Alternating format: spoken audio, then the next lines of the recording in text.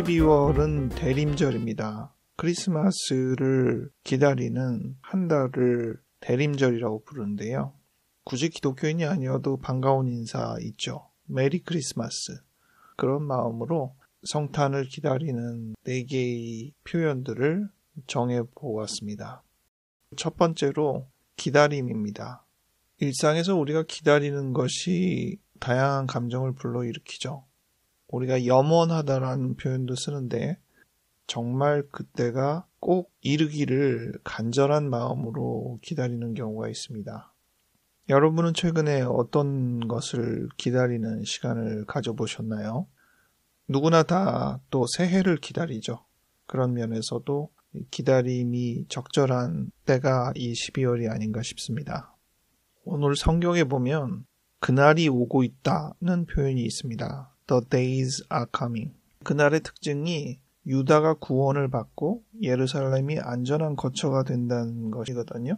구원과 안전이라는 단어를 새삼 생각해 보게 됩니다. 저는 이 단어를 접하면서 현재 전쟁에 처한 많은 나라들을 생각해 보게 되었습니다. 그들은 지금 안전하지도 않고 구원에 이르지도 않았죠.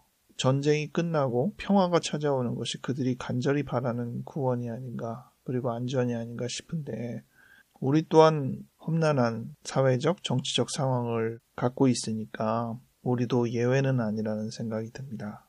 모쪼록 여러분들이 생각하는 다양한 기다림을 적용하며 만족스러운 결과를 기대하며 그와 함께 메리 크리스마스 인사할 수 있기를 바랍니다.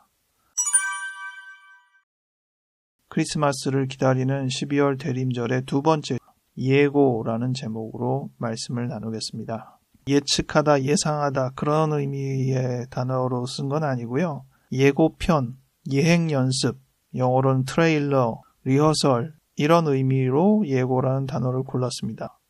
드라마나 영화들은 예고편을 보고 본 작품을 접하게 되잖아요. 예고편은 그 작품의 일부를 관심과 흥미를 유발하기에 적절한 분량으로 편집해서 보여줍니다. 우리는 12월 25일 크리스마스 당일보다 어떻게 보면 이 예고편에 더 심취해 있는 사람들이 아닌가 싶기도 합니다. 크리스마스 트리, 크리스마스 캐롤 여러 가지 부분들이 우리에게 예고편처럼 작용하게 되는데요. 예고편은 멋지지만 실제 작품은 별 볼 일 없는 느낌처럼 크리스마스 이브까지는 너무 즐겁고 좋지만 크리스마스 당일은 별 의미가 없는 경우가 꽤 많지 않나 싶긴 합니다. 제가 보다 제목에 가깝게 생각했던 건 리허설인데요. 예행 연습은 본 경기 내지 본 무대에서 할 것을 거의 똑같이 하는 경우도 있고 그 일부를 연습해서 시행착오를 확인하고 실제는 그런 잘못이 없도록 좀 더 정교하게 발표하거나 진행될 수 있도록 하는 것이 이 리허설의 가장 중요한 의미라고 할 수 있죠. 상담에서도 간혹 리허설을 합니다. 어느 누군가를 만나서 어떻게 이야기를 할지 이런 것들을 상담으로 열심히 얘기를 한 다음에 한번 해봅시다 하고 치료자가 그 상대 역할을 하고 내담자가 자기가 할 이야기나 이런 것들을 직접 해보라고 시켜서 지금까지 얘기한 것들을 어떻게 실천할지를 확인할 때가 있어요. 열심히 얘기해서 어떤 원리나 개념들을 서로 교류했다고 생각하는데 막상 이 리허설을 딱 해봤더니 아이고야 어떻게 들은 거야 싶을 정도로 전혀 딴판인 행동을 보이는 사람들이 꽤 생각 외로 많습니다. 그래서 개념으로만 서로 이야기하는 게 아니라 이렇게 실제로 해보는 것이 참 중요하다. 리허설을 또 한참 잘해도 실제에서 그만큼 잘 안 될 때도 꽤 많아서 여러 가지로 복잡한 생각을 들게 합니다. 누구나 다 본 무대에서, 본 경기에서 최고의 기능을 발휘하기를 원하잖아요. 충분히 반복하여 예행 연습을 거쳐 다듬어진 상태에서 가장 결정적인 그날 우리 다 함께 메리 크리스마스라고 외칠 수 있기 바랍니다. 크리스마스를 기다리는 대림절 세 번째 초대라는 제목으로 말씀을 나누겠습니다. 여러분은 초대하면 어떤 것들이 떠오르시나요? 일반적으로야 기분 좋은 초대를 생각하게 되는데 초대가 항상 기분 좋은 일만 있는 건 아니죠. 초대 자체는 즐거운 일이지만 초대에 부응할 수 없기 때문에 실망스러울 때도 있습니다. 자살 예방 교육에서 위험에 처한 사람들이 자살에 대한 생각을 품게 되면서 다른 사람들한테 드러내게 되는 언어적, 비언어적 표현들을 가리켜 자살 위험 징후라고 말을 하기도 하는데 어시스트라는 교육에서는 그것을 초대라고 명명해요. 부정적인 어감을 지니지 않기 위해서이기도 하고 그 표현이 너무 인상적이라는 생각이 듭니다. 누군가 우리를 초대한다는 것이죠. 내가 지금 어려움에 처해 있는데 이 어려움을 어떻게 해결할 수 있을까? 누가 나를 도와줄까? 당신은 나를 도와줄 수 있습니까? 하며 초대하고 있다는 것입니다. 우리가 초대장을 받으면 어쨌든 가부간의 의사를 표현해야 되는 거잖아요. 자살을 생각하는 사람들이 우리에게 초대를 보낸다면 어떤 식으로든 반응을 해야 할 것입니다. 비단 자살만이 아니라 인생에서 여러 가지 어려움들을 처했을 때 도와줄 이가 누구인가 우리를 초대하려 한다면 일단 그 초대를 알아채야죠. 그리고 그 초대에 대해서 내가 준비되어 있는 사람인지 생각해 보게 될 것입니다. 초대는 한 사람을 초대할 수도 있지만 대개는 여러 명을 초대하죠. 그래서 같은 뜻을 가지고 여럿이서 모이게 됩니다.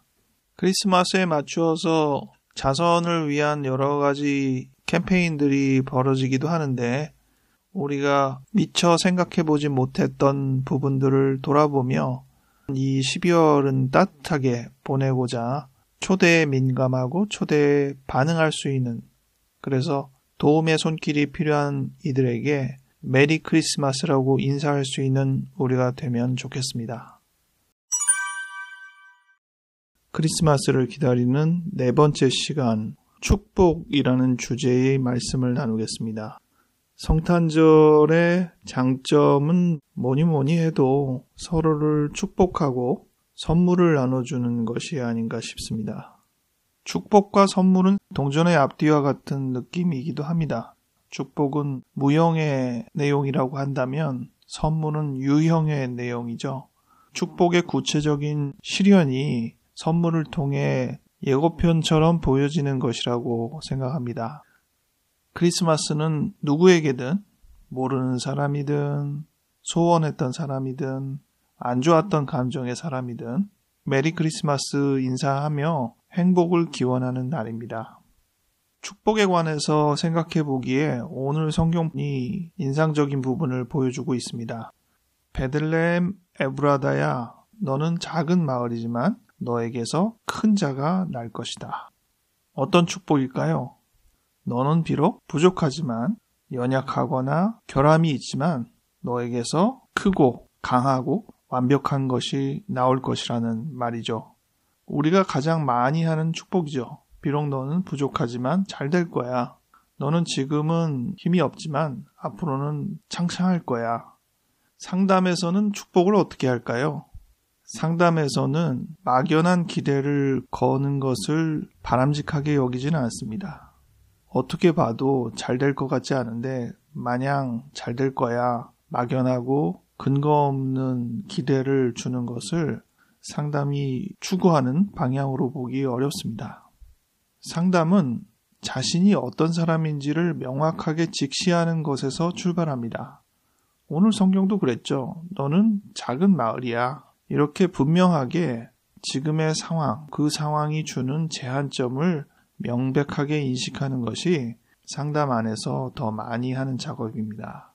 그 제한점을 명백하게 하면 그 다음 해야 할 것은 그 제한점을 뛰어넘는 일인데 이 점에 있어서 막연한 축복과 상담적인 축복과는 다른 것 같습니다.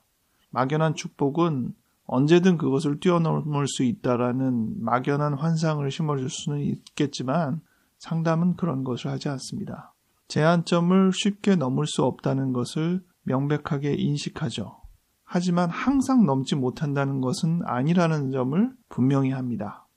우리도 그렇죠. 우리의 제한점에 따라서 항상 결과가 빤하게 보이는 그런 부분을 더 많이 자주 경험하게 되는 것이 당연한 일입니다. 하지만 항상 그렇지는 않죠. 가끔은 여러 상황에 따라 또 외부의 환경 요인에 따라 그 부분을 훌쩍 뛰어넘는 기회를 맞이합니다. 물론 그것은 가끔 그렇지 늘 그런 것은 아닙니다.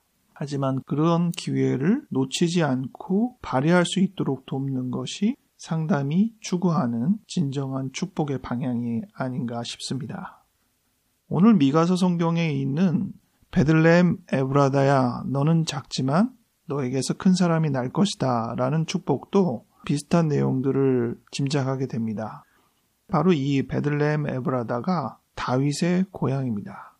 가장 이스라엘의 대표적인 왕이죠. 상징적인 왕입니다. 즉 베들레헴 같은 작은 지역에서 큰 사람이 난 일은 이미 현실적으로 있었던 일이라는 것입니다. 개천에서 용난 경험이 분명하게 실제로 벌어진 사실이었다는 것이죠. 그렇기 때문에 이 본문은 앞으로 메시아가 베들레헴에서 태어난다라는 예언으로 사용될 수도 있지만 누구에게나 개천에서 용날 기회를 다시 맞이할 수 있다는, 즉 과거의 특정한 부분이 현재와 미래에 반복하여서 다시 나타날 수 있다는 점을 강조하고 있는 것입니다. 여러분이 정말 막연하게 뜬금없이 축복을 하든 상담에서 추구하는 현실적인 이유에 따라 축복을 하든 크리스마스에 맞춰서는 어떤 식으로든 다른 사람에게 그리고 자기 자신에게 축복을 할 수 있는 시간이 됐으면 좋겠습니다. 우리 주변에 낮은 곳, 약한 곳, 어두운 곳, 관심을 못 받는 곳에 메리 크리스마스라고 인사하며 축복해 줄 수 있는 시간이 되었으면 좋겠습니다. 축복의 현실적인 예고편이라고 할 수 있는 것이 선물이라고 말씀을 드렸는데 성탄절의 꽃은 선물이죠. 선물을 주고 받는 일이 축복을 주고 받는 일만큼 매우 현실적으로 우리의 관계에서 일어나야 하는 일입니다. 우리가 잘 알고 있는 오헬리 단편의 가난한 부부 이야기. 두 부부는 성탄 선물을 위해서 부인은 자기의 머리를 잘라서 남편의 시계줄을 샀고 남편은 자기의 시계를 팔아서 부인의 아리따운 머리를 위한 머리빗을 샀죠. 그들이 선물을 교환했을 때 부인은 머리가 없고 남편은 시계가 없었습니다. 하지만 선물을 통해서 서로가 얼마나 상대를 귀하게 여겼는지를 충분히 전달하여 마음 뭉클한 선물이 되었을 것은 자명합니다. 오헨리가 이 단편을 통해서 우리에게 전달하는 취지는 아주 분명합니다. 선물은 곧 축복이고 우리의 희생이 담긴 축복이라면 더더욱 가슴 뭉클하고 누구에게나 각인될 만한 추억으로 남을 것입니다. 여러분 이번 성탄절에 누구에게든 축복하며 선물하며 또 누구에게든 축복을 받으며 선물을 받을 수 있는 진정으로 메리 크리스마스라고 인사할 수 있는 여러분이 되기를 간절히 기대합니다.